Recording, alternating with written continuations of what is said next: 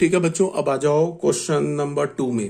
Question number 2 में क्या दे रखा है कि let F be a subset of Z cross Z. F हमारा क्या दे रखा है, एफ जो है ना सबसेट है। अब ये एफ रिलेशन भी हो सकता है, फंक्शन भी हो सकता है। अभी हम लोग स्टार्ट में रिलेशन मानेंगे बिकॉज ऐसे तुम देखो जितने भी फंक्शन होंगे ना सारे फंक्शन रिलेशन होंगे, ठीक है, बट सारे रिलेशन फंक्शन नहीं होंगे। अगर मैंने एफ को बोल दिया फंक्शन तो एफ रिलेशन तो है ही, बट रिलेशन फंक्शन हो जाएगा इसकी गारंटी नहीं लेंगे। तो इसका क्या मतलब होगा कि function always imply relation, but relation may imply function, may not imply function, but function always imply relation. ठीक है, तो यहां पे क्या बोल रहा है, let F be the subset of Z cross Z. F जो हमारा जेड क्रॉस जेड का सबसेट है डिफाइंड बाई, ठीक है, एफ जेड क्रॉस जेड का सबसेट है। इसका मतलब कि जो भी हमारा रिलेशन या फंक्शन है वो जेड से जेड में, तभी तो वो जेड क्रॉस जेड का सबसेट है। एफ हमारा जेड क्रॉस जेड का सबसेट है। इसका मतलब कि जो फंक्शन है या रिलेशन है उसका पहला सेट भी सेट ऑफ ऑल इंटीजर्स है और दूसरा सेट भी सेट ऑफ ऑल इंटीजर्स है। तो हमने फंक्शन को कैसे लिखेंगे, the set of all a b such that a the set of all a b और ए प्लस बी। इसका मतलब कि ए भी हमारा पहले सेट जेड से होगा और बी भी हमारा जेड से होगा। ए इंटू बी, अगर a plus b a b का इमेज क्या होगा, ए बी का इमेज क्या होगा, ए प्लस बी होगा, where a b belongs to Z is a function from Z to Z, justify your answer. क्या ये फंक्शन है जेड से जेड में, अपने आंसर को जस्टिफाई करो। अगर हमने ऐसा दिखा दिया पूरे इनफाइनाइट जेड क्या हमारा इंटीजर का सेट है, तो अगर हमने ऐसा दिखा दिया कि इनफाइनाइट इंटीजर्स में से अगर हमने दिखा दिया कि किसी भी दो इंटीजर का इमेज सेम है, अगर हमने ऐसा दिखा दिया तो फिर वो फंक्शन नहीं बचा। तो देख लो हमने क्या लिया, एक एलिमेंट 1 लिया, एक एलिमेंट 6 लिया। तो 1 इंटू 6 क्या होता है 6, ठीक है, और 2 इंटू 3 क्या होता है 6। तो 6 का इमेज क्या आ रहा है 7, 6 का इमेज आएगा ना 1 + 6 7, और 6 का इमेज यहां से क्या आ रहा है 5। तो 6 का इमेज 7 भी है, 6 का इमेज 5 भी है। So F is not a function from Z to Z, F is a relation from Z to Z. ठीक है, ये भी बात क्लियर हो गई होगी। अब बच्चों आ जाओ description of a function. Function का क्या डिस्क्रिप्शन है, हमारे पास एक सेट ए दे रखा है, इसको हम क्या बोल रहे हैं इनफाइनाइट सेट, ठीक है। Then a function is described by writing the formula. Function कैसे डिस्क्राइब होता है, फॉर्मूला लिखकर। अभी मैंने इसको काफी एक्सप्लेन कर रखा है कि फंक्शन जो होता है ना, जैसे रिलेशन में हम लोग क्या करते थे सेट बिल्डर फॉर्म में लिखते थे, तो उस सेट बिल्डर फॉर्म में जो लिखते थे ना रिलेशन को, वो भी तो एज अ फॉर्मूला ही लिखते थे। इसमें से मैं ना 1 को हटा दूं, सीधे f को लिख दूं x + 1 तो फॉर्मूला बन गया, या f ऑफ x को लिख दूं x + 1, यही तो फॉर्मूला है। तो फंक्शन में हम इतना ना लिख के सीधे फॉर्मूला लिख देते। इसको मैं लिख सकता हूं ना f1 इज इक्वल टू, या f1x, इसको मैं ऐसे भी तो लिख सकता हूं, ऐसे लिख सकता हूं ना f1x is equal to x + 1। अब ये x + y, अब ये x + y, या ठीक है f1x, या फिर ऐसे लिख लो y इज x + y, नहीं x + 1 है ना, सॉरी x + 1, तो y को तुम लिख लो x + 1। तो हम लोग फंक्शन में कैसे लिखते हैं, फंक्शन में हम ऐसे लिखते हैं y is equal to f(x) is equal to x + 1, ऐसे लिखते हैं फंक्शन में। ये इतना तामझाम नहीं करते हैं, the set of all x y such that this इतना नहीं करते, सीधे जो फॉर्मूला होता है ना सीधे लिख देते हैं। बस तुमको ध्यान में क्या रखना है, ये जो कई बार मैंने काफी स्ट्रेस देकर समझा दिया, फिर एक बार समझा रहा हूं। y को लिखा हमने f(x) और उसके आगे हम लिखते हैं एक रूल, यहां पे लिखते हैं रूल। अब ये रूल कुछ भी हो सकता है, ये रूल x² भी हो सकता है, ये रूल x³/4 भी हो सकता है, ये रूल x + 9 भी हो सकता है, कुछ भी रूल हो सकता है। तो ये x क्या है, ये पहले सेट का एलिमेंट है, ये f ऑफ x क्या उसका इमेज है, और जो f ऑफ x को हम y भी लिखते हैं, ठीक है। तो यहां पे क्या बोला जा रहा है, description of a function a, अगर हमारे पास कोई इनफाइनाइट सेट है then a function is described by writing the formula. Function अगर हम सेट ए से सेट ए मिलेंगे तो फंक्शन को हम कैसे डिस्क्राइब करेंगे, bye writing the formula. Formula लिख के हम फंक्शन को डिस्क्राइब करेंगे। जैसे हमने देखो कैसे लिखा, f लिखा z से z में, इसका क्या मतलब है, function from set z to set z।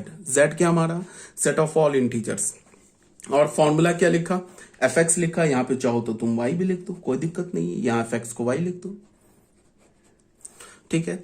तो y is equal to F x is equal to x square plus 1, ठीक है।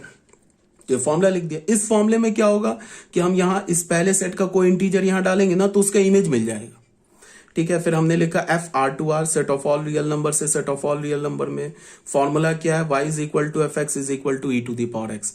इस x में पहले सेट जो कि रियल नंबर है उसका कोई एलिमेंट डालेंगे तो ये एफ ऑफ एक्स क्या हो जाएगा, उस x का इमेज आ जाएगा under this rule e to the power x, ठीक है। तो ये हो गया डिस्क्रिप्शन ऑफ फंक्शन। अब कुछ क्वेश्चन है, छोटे मोटे क्वेश्चन है। देखो ये जो अभी मैं पढ़ा रहा हूं ना, इसमें जो 12th क्लास के जो बच्चे हैं उनको मतलब ये सब आना चाहिए। कि मैंने तुम लोग को 12th क्लास में काफी डिटेल से पढ़ा रखा है, सॉरी 11th क्लास में। जो 12th के बच्चे अभी पढ़ रहे हैं उनको बोल रहा हूं, उनको मैंने 11th क्लास में ये सब छोटी छोटी बात काफी डिटेल से फंक्शन पढ़ा रखा है, तो उनको तो आना ही चाहिए। जो 11th के बच्चे जो वीडियो देख रहे हैं उनके लिए नया है, इसीलिए मैं इतना एक्सप्लेन कर रहा हूं, समझा रहा हूं छोटी छोटी बातों को कि कहीं कोई कंफ्यूजन ना क्रिएट हो जाए। बहुत बच्चे ऐसे होते हैं ना जिनको कंफ्यूजन रह जाता है, पता नहीं क्यों कंफ्यूजन रह जाता है, बट रह जाता है फंक्शन कंफ्यूजन। तो कोई कंफ्यूजन क्रिएट ना हो जाए उसके लिए बता रहा हूं। तो अब यहां पे क्या हमारे पास क्वेश्चन नंबर 1, क्वेश्चन नंबर 1 क्या हमारा, ठीक है। तुम ऐसे देखो इसको,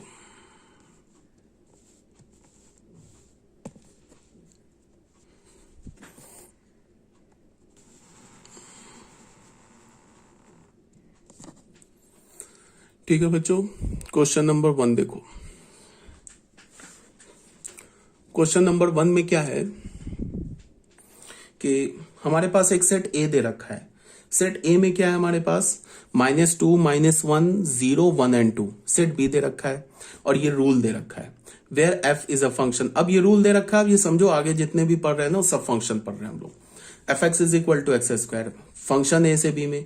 then find the domain and range of F, F और का डोमेन और रेंज निकालो। तो डोमेन तो हमारा पहले ही सेट हो गया, ए सेट हो गया अगर फंक्शन है तो। अब रेंज निकालने के लिए क्या करेंगे, डोमेन के हर एक एलिमेंट के इमेज निकालेंगे। तो हमने क्या निकाला, -2 का निकाला 4, 1 का निकाला 1, 0 का निकाला 0, फिर 1 का 1, 2 का 4 निकाल लिया। डोमेन तो पहला सेट हो जाएगा हमेशा। रेंज में क्या क्या आ रहा है, 4 आ रहा है, 1 आ रहा है, तो 4 1, अच्छा 0 भी आ रहा है, तो ये हो गया 4 1 0। ये बी सेट का सबसेट है। बी क्या हमारा सेकेंड सेट है जिसको हम कोडोमेन बोलते हैं, ठीक है। अब क्वेश्चन नंबर 2 में क्या बोल रहा है, consider the rule f x is equal to 2x - 3 associating element of n to element of n, this rule defined a function. अच्छा क्या बोल रहा है, एक रूल दे रखा है। ये रूल कहां से है, जिसका पहला सेट भी नेचुरल नंबर है, दूसरा सेट भी नेचुरल नंबर है। तो बोल रहा है क्या ये रूल एक फंक्शन को डिफाइन करता है, ठीक है। तो अगर हमने ऐसे 2 नेचुरल नंबर खोज लिए जिसका इमेज सेम आ रहा है तो फिर वो फंक्शन नहीं होगा। देख लो, अगर हमने 1 का इमेज निकाला या फिर हमने 2 नेचुरल नंबर खोज लिए जिसका इमेज सेम, 2 नेचुरल नंबर खोज लिए, सॉरी गलत बोल दिया मैंने। अगर मैंने कोई भी एक ऐसा नेचुरल नंबर खोज लिया जिसके 2 इमेजेस आ रहे हैं तो फंक्शन नहीं होगा, पहली बात। या अगर मैंने ये देख लिया, ये प्रूफ कर दिया कि ये दिखा दिया मैंने कि नेचुरल नंबर का कोई एक ऐसा एलिमेंट है जिसका इमेज नहीं मिल रहा है, तो भी वो फंक्शन नहीं है, बिकॉज हमारा जो फंक्शन है वो नेचुरल नंबर से नेचुरल नंबर में। तो क्या बोल रहा है, सबसे पहले हमने 1 का इमेज लिया, तो 1 तो हमारा नेचुरल नंबर है ना, तो 1 का इमेज लेंगे तो x की जगह 1 डालेंगे। तो x की जगह जब 1 डाला तो y का वैल्यू हमें क्या मिला, -1। बट फंक्शन क्या है, नेचुरल नंबर से नेचुरल नंबर में। इसका मतलब कि जो इमेज आएगा वो भी इमेज भी नेचुरल नंबर होना चाहिए। तो 1 का तो हमें कोई इमेज ही नहीं मिला, तो 1 का इमेज नहीं मिला तो it is not a function. मैंने बोला ना कि अगर फंक्शन है तो पहले सेट के हर एक एलिमेंट का इमेज आना चाहिए। तो 1 क्या हमारा नेचुरल नंबर का एलिमेंट है, बट जब हमने 1 का इमेज खोजा तो हमें क्या मिल गया, वो इमेज नहीं मिला। क्यों नहीं मिला, बिकॉज 1 के क्रॉसपॉन्डिंग जो वैल्यू आ रहा है वो -1 आ रहा है। -1 तो सेकेंड सेट में है नहीं, तो 1 का कोई इमेज नहीं मिला। तो 1 का कोई इमेज नहीं मिला, so it is not a function. यही सिंपल सी बात थी। क्वेश्चन नंबर 3 में आ जाओ। क्वेश्चन नंबर 3 में क्या बोल रहा है, एक सेट ए दे रखा है और एक फंक्शन दे रखा है। अब यहां फंक्शन दे रखा है ए से जेड में, मतलब जो हमारा पहला सेट है वो सेट ए है और जो दूसरा सेट है वो सेट ऑफ इंटीजर्स है। Be given by F x, ये रूल दे रखा है। तो बोल रहा है कि रेंज निकालो। अब फिर यहां पे क्या बोल रहा है, प्री इमेज ऑफ 6 -3 एंड 5 निकालो। इमेज नहीं बोल रहा है, प्री इमेज बोल रहा है। ठीक है, प्री इमेज का क्या मतलब है कि y का वैल्यू गिवन है, अब तुमसे x का वैल्यू पूछ रहा है क्या है। और हम लोग क्या करते थे, इमेज निकालने के लिए क्या करते थे, x का वैल्यू हमें गिवन होता था पहले सेट से और उसके क्रॉसपॉन्डिंग हम y का वैल्यू निकालते थे दूसरे सेट से। ठीक है, तो फंक्शन हमारा सेट a से सेट z में है। तो शुरू हो गए। तो सबसे पहले बोला रेंज निकालना, तो रेंज कैसे निकलेगा, तो रेंज निकालने के लिए हमें ए सेट के हर एक एलिमेंट का क्या निकालना होगा, इमेज निकालना होगा। तो -2 का इमेज निकालेंगे तो क्या होगा, माइनस एक्स की जगह क्या डाला यहाँ पे हमने -2, तो यहाँ भी एक्स की जगह -2 डालो, यहाँ भी एक्स की जगह -2 डालो। तो -2 डालोगे तो 5 आ जाएगा। -1 का इमेज निकालोगे 0, 0 का इमेज निकालोगे -3, फिर 1 का इमेज निकालोगे तो 4 और फिर 2 का इमेज निकालोगे तो क्या आ जाएगा, 2 का इमेज आ जाएगा -3।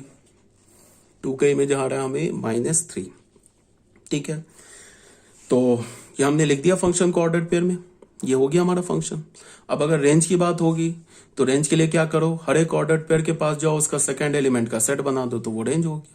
रेंज हो गया, क्या हो गया, 5 0 -3 4। ठीक है, तो ये रेंज जो है ये हमारा सबसेट है z का, सेकंड सेट का होता है सबसेट हो गया z का। z क्या हमारा कोडोमेन है। तो ये हो गया हमारा पहला क्वेश्चन सॉल्व। दूसरे में क्या बोला है, प्री इमेज ऑफ 6 -3 एंड 5, 6 -3 और 5 का प्री इमेज निकालो। मतलब ये 6 क्या गिवन है, y गिवन है और हमसे बोल रहा है x निकालो।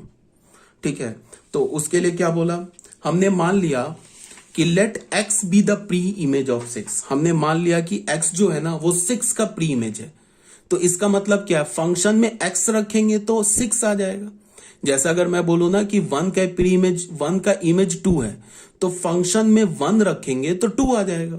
अगर मैंने बोला कि 3 का इमेज 5 है तो फंक्शन में 3 रखेंगे तो 5 आ जाएगा।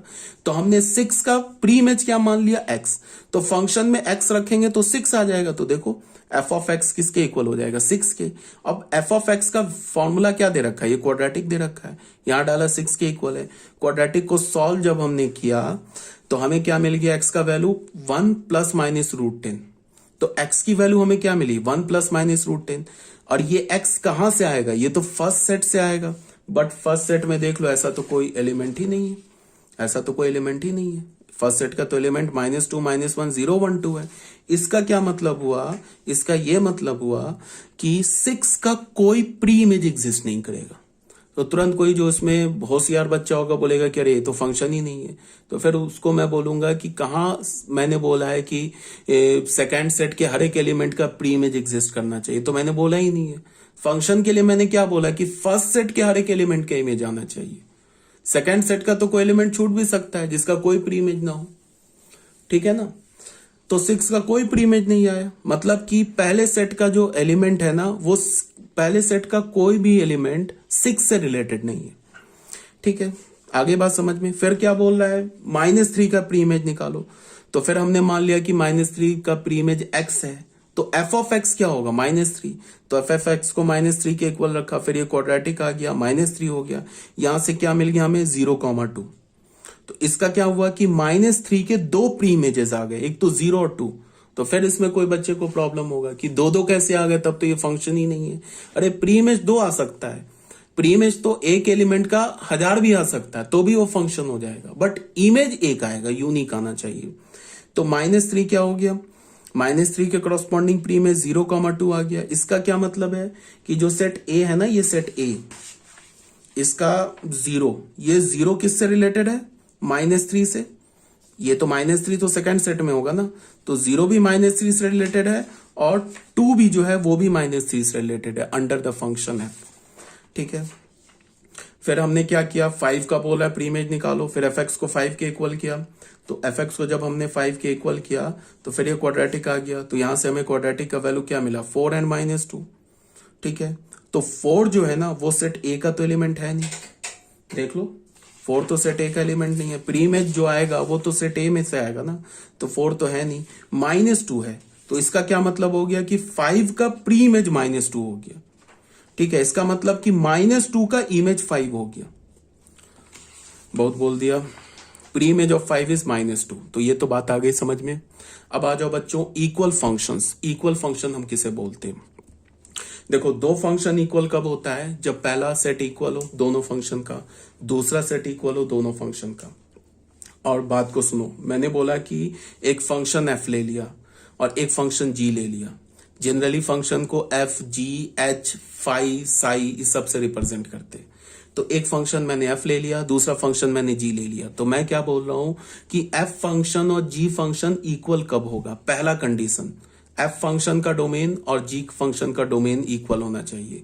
मतलब क्या है कि पहला सेट दोनों फंक्शन का सेम होना चाहिए। फिर दूसरा कंडीशन, पहले सेट का एफ फंक्शन का कोडोमेन और जी फंक्शन का कोडोमेन इक्वल होना चाहिए। मतलब क्या है कि दोनों फंक्शन का दूसरा सेट भी इक्वल होना चाहिए।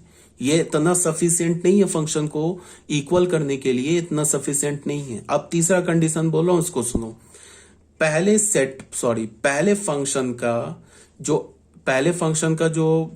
फंक्शन का जो डोमेन है वो तो इक्वल हो गई, और डोमेन का एलिमेंट, जो डोमेन का पहले सेट के जो डोमेन का के जो एलिमेंट का इमेज आ रहा है वो क्रॉसपॉन्डिंग इमेज भी सेम होना चाहिए। क्रॉसपॉन्डिंग इमेज सेम होना चाहिए, इसका क्या मतलब है कि मान लो कि पहले सेट का एक एलिमेंट है 1, उसका इमेज आ रहा है 2 एफ फंक्शन से, और जी फंक्शन में 1 का इमेज आ रहा है 3, तो फिर वो फंक्शन इक्वल नहीं होगा। मतलब कि पहले सेट के जितने भी एलिमेंट्स हैं उनका इमेज भी इक्वल आना चाहिए, तब जाके फंक्शन इक्वल होगा। मान लो हमारे पास एफ फंक्शन है, जी फंक्शन है, दोनों का डोमेन को डोमेन बराबर है, तो जाके फंक्शन इक्वल नहीं होगा। मान लो कि एफ फंक्शन में ए सेट का एलिमेंट है, मान लो 5 का इमेज आ रहा है 4 एफ फंक्शन से, और ए सेट का एलिमेंट है 5 और उसका इमेज आ रहा है 6 जी फंक्शन से। तो 5 जो एलिमेंट है ए सेट का, उसके तो एफ फंक्शन से कुछ और आ रहा है, जी फंक्शन से कुछ और आ रहा है, तो भी जाके फंक्शन इक्वल नहीं होगा। मतलब क्या है कि डोमेन के हर एक एलिमेंट का जो इमेज है ना, दोनों फंक्शन में सेम आना चाहिए, तभी जाके हम बोलेंगे एफ फंक्शन और जी फंक्शन इक्वल है।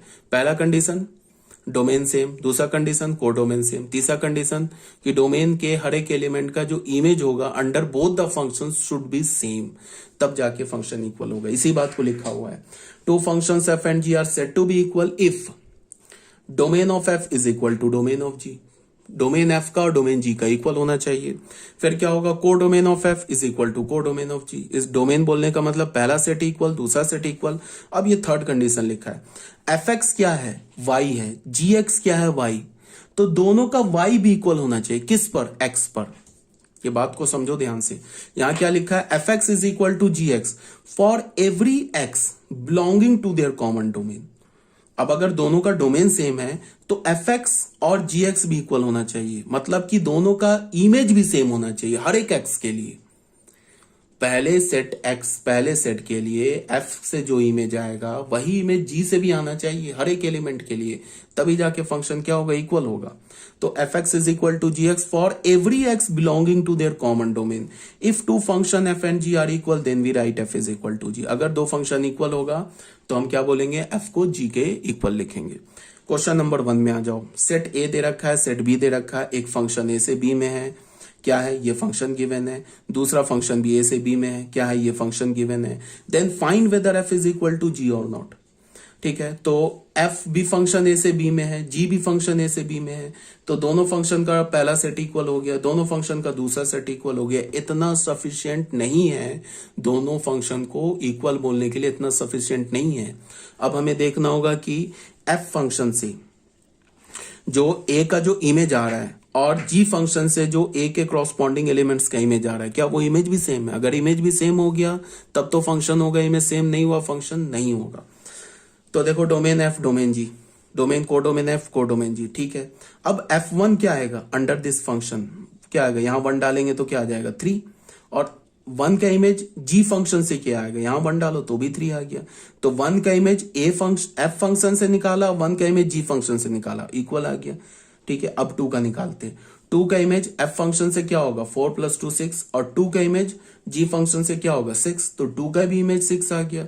तो इसका क्या मतलब हो गया कि एफ फंक्शन से जो ए के एलिमेंट का जो इमेज आया और जी फंक्शन से जो ए के एलिमेंट का इमेज आया वो इमेज भी सेम आया है। ठीक है, इसका मतलब अब फंक्शन इक्वल हो गया, f is equal to g हो गया। ठीक है, ये बात समझ में आ गई। तो ये था हमारा पेज नंबर 10। थोड़ा वीडियो बड़ा होगा क्योंकि फंक्शन चैप्टर में काफी एक्सप्लेनेशन है, तो वीडियो बड़ा होगा तो थोड़ा दिक्कत होगा तुम्हें डाउनलोड करके देखने में। हाँ, एक बात है कि मैं ना आप लोगों को ये क्या बोलता हूँ, यूट्यूब पे मैं जितने भी वीडियो आपको सेंड करता हूँ ना, उन सारे वीडियोस को मैं अपने यूट्यूब चैनल पे अपलोड कर देता हूँ। तो मान लो किसी बच्चे के पास अगर कोई वीडियो लेक्चर मिसिंग है तो तुम मेरे यूट्यूब चैनल पे भी जाके क्या कर सकते हो, वीडियो देख सकते हो। वो उसमें मैंने प्लेलिस्ट बना रखा है, प्लेलिस्ट में जाओगे, जिस चैप्टर का तुम्हें देखना है क्लिक करोगे खुल जाएगा।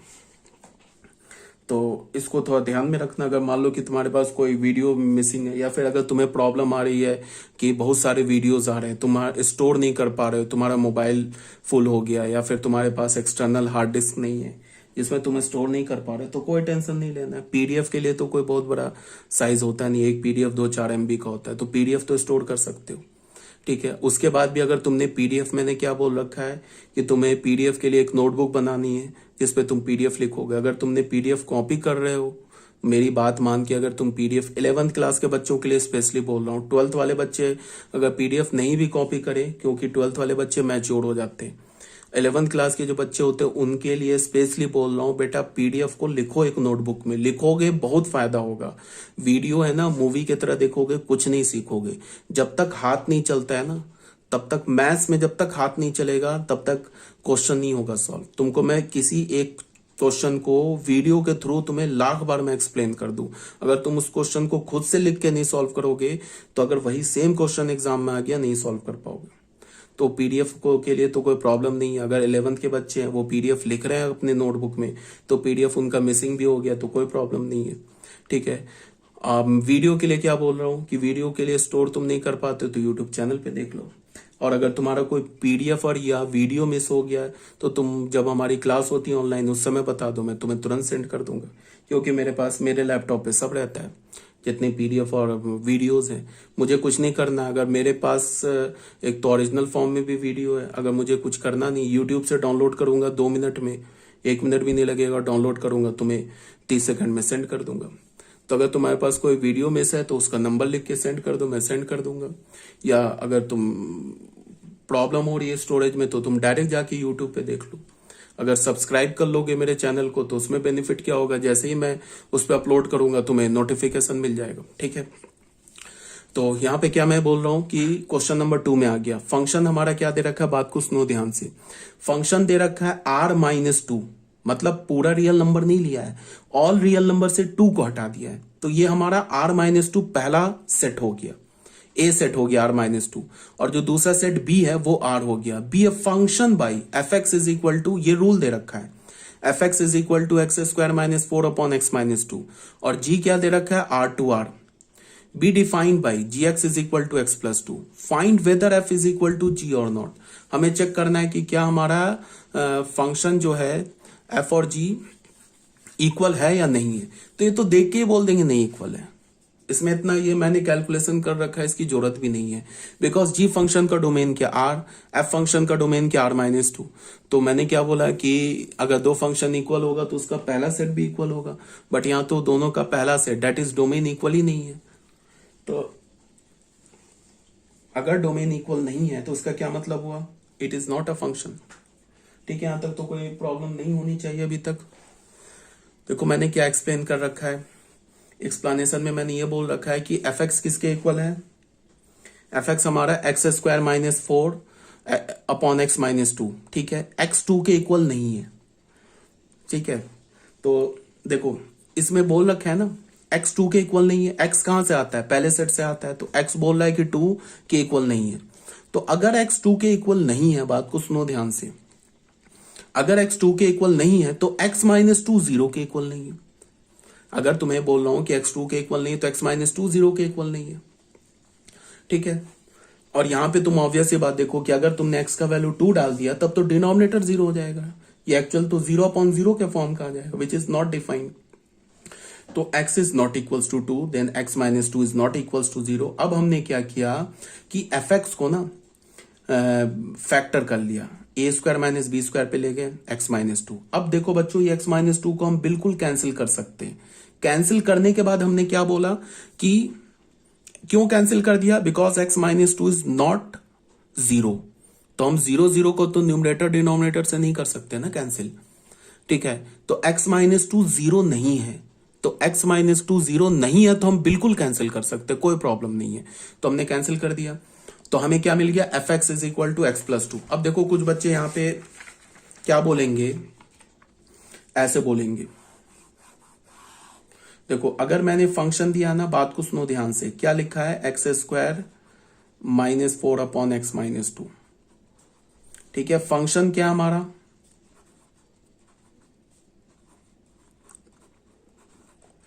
आर माइनस टू से आर में, ठीक है। तो ऑब्वियस सी बात है आर माइनस टू ही होगा, बिकॉज अगर टू डाल देंगे तो ये तो डिफाइंड ही नहीं होगा, ठीक है। अब मैंने क्या बोला, यहां पे एफ एक्स को लिखा x square minus four upon x minus to, और यहां पे मैंने क्या बोल दिया है कि एक्स जो है वो टू के इक्वल नहीं है, implies x minus to zero के इक्वल नहीं है, ठीक है। तो फिर यहां पे मैंने इसको फैक्टराइज किया, तो x minus to x plus two upon x minus to ऐसे लिख दिया, एक्स माइनस टू कैंसिल कर दिया, तो यहां से हो गया x plus two is equal to F x. फिर ये बोल दिया f x is equal to x plus to.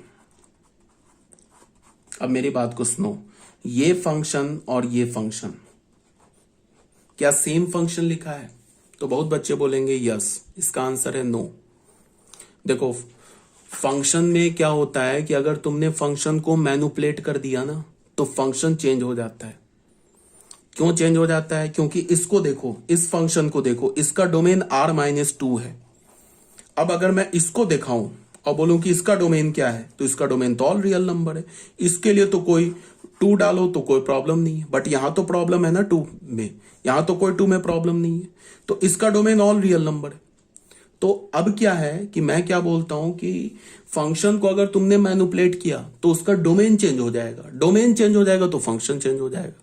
तो मैं अगर बोलूं कि ये फंक्शन और ये फंक्शन सेम है क्या, तो ये फंक्शन अगर मैं अलग अलग दिखाऊं, इसको अलग से दिखाऊं और इसको अलग से दिखाऊं, और बोलो दोनों सेम फंक्शन, बोलोगे ना बिल्कुल नहीं है। क्यों, बिकॉज इसके डोमेन में तो टू नहीं है, इसके डोमेन में तो टू है, तो ये फंक्शन सेम नहीं है। लेकिन फिर कुछ बच्चा बोलेगा कि इसी फंक्शन से तो इस फंक्शन को हमने डिराइव किया, तो हमने डिराइव किया लेकिन उसमें हमने क्या बोल दिया, स्टार्टिंग में ही बोल दिया कि एक्स माइनस टू जीरो नहीं है, इसका मतलब एक्स टू नहीं है, हमने स्टार्टिंग में बोल दिया। तो अगर मैं इस फंक्शन और इस फंक्शन को सेम रखता हूं तो यहां मुझे लिखना होगा कि एक्स टू के इक्वल नहीं है, यहां भी इसी कंडीशन को लेके चलना होगा। ये नहीं कि अब इसको देख के बोल देंगे कि एक्स टू के इक्वल है, फिर गलत हो जाएगा। अगर मुझे इस फंक्शन और इस फंक्शन को इक्वल रखना है तो यहां भी मुझे एक्स को टू नहीं कंसीडर करना होगा, यहां भी मैं एक्स को टू कंसीडर नहीं कर सकता हूं, ठीक है। अब अगर मैंने लिखा f x is equal to x plus two and x is not equal to two, तो फिर ये फंक्शन और ये फंक्शन सेम है, अभी कोई दिक्कत नहीं है, सेम है। बट मैंने अगर अलग अलग दिखाया, ये फंक्शन दिखाया, ऐसे मैंने बोला कि बताओ कि ये function f x is equal to x square minus four upon x minus two, and एक ये फंक्शन ले लिया f x is equal to x plus two, क्या ये सेम फंक्शन, तुम बोलोगे नहीं ये और ये सही तो लिखा है, ये फंक्शन सेम नहीं है, अलग अलग फंक्शन, दो these are different functions, because इसका डोमेन अलग है, तो डोमेन अलग है तो फंक्शन सेम नहीं होगा, अलग अलग फंक्शन हो गया। बट अगर मुझे इस दोनों फंक्शन को इक्वल रखना है तो यहां भी मुझे बोलना होगा x is not equals to two, और यहां भी बोलना होगा x is not equals to two. इसका मतलब क्या है कि जब हम फंक्शन को मैनिपुलेट करते हैं ना तो उसका डोमेन चेंज हो जाता है। अगर मैंने बोला कि फंक्शन लिया और जब हम मैनिपुलेट करेंगे, जो कंडीशन इनिशियल कंडीशन लगाएंगे ना वही कंडीशन को हमें एंड तक लेके चलना पड़ेगा। इनिशियल कंडीशन में हमने बोला ना कि x2 के इक्वल नहीं है, तो लास्ट जब सॉल्व करेंगे तो अब ये देख के नहीं बोल देंगे अच्छा अब यहां तो x2 तो हो ही सकता है, x का वैल्यू यहां 2 डालेंगे तो 4 आ जाएगा, तो यहां पे भी हम इनिशियल ही कंडीशन लगाएंगे, यहां पे भी हम बोलेंगे x2 के इक्वल नहीं होगा अगर फंक्शन को सेम रखना है।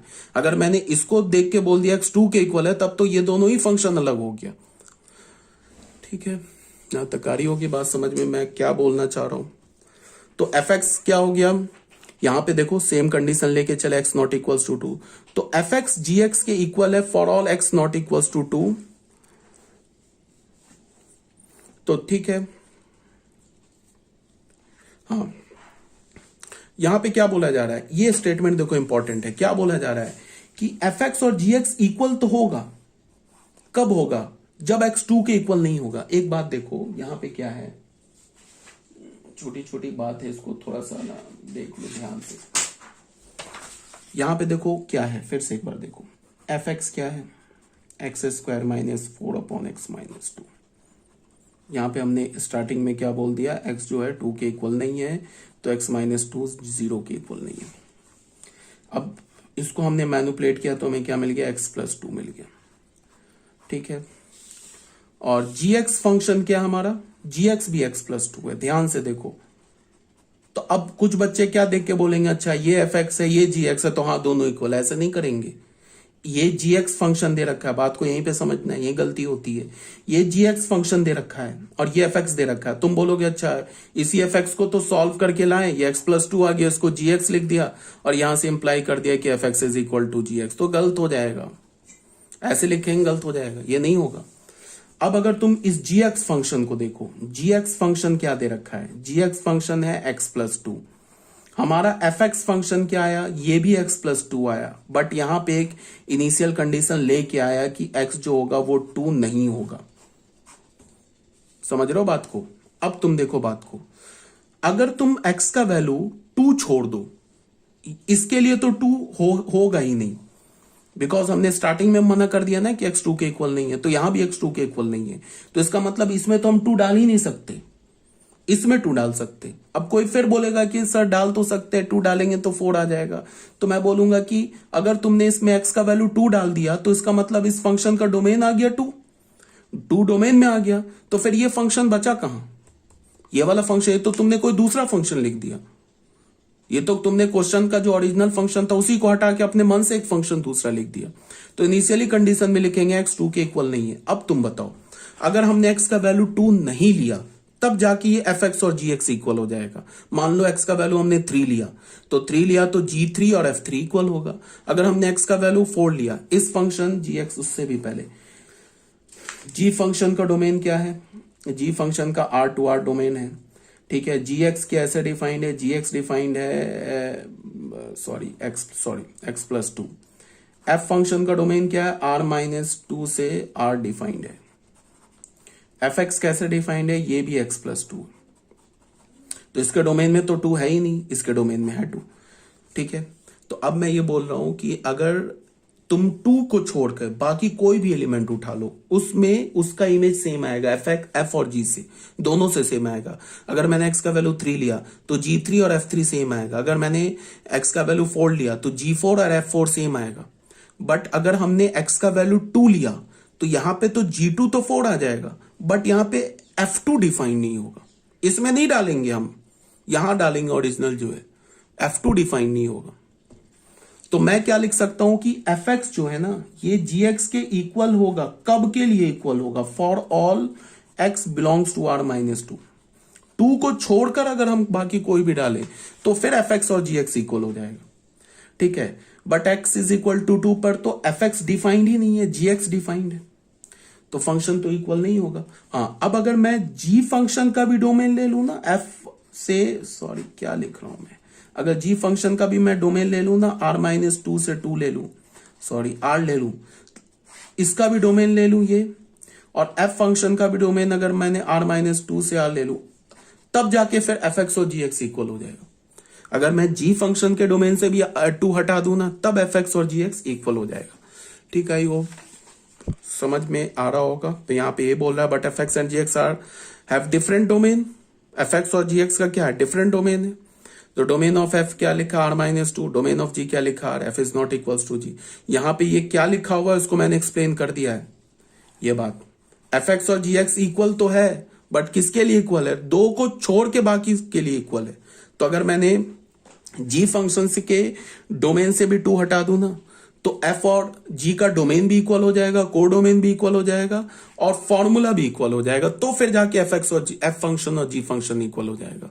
इस केस में f और g फंक्शन क्यों नहीं इक्वल है, बिकॉज f का और g का डोमेन अलग अलग है। देखने में f फंक्शन को हमने सॉल्व किया तो वो g फंक्शन के इक्वल आ रहा है देखने में, बट एफ फंक्शन के डोमेन में 2 नहीं है, जी फंक्शन के डोमेन में 2 है, तो डोमेन अलग अलग है तो फंक्शन इक्वल नहीं होगा। 2 को छोड़कर बाकी सारे एलिमेंट पर एफ एक्स का वैल्यू और जी एक्स का वैल्यू इक्वल आएगा। अगर हमने जी के फंक्शन से भी 2 हटा दिया तो फिर एफ और फंक्शन और जी फंक्शन इक्वल आ जाएगा। ठीक है,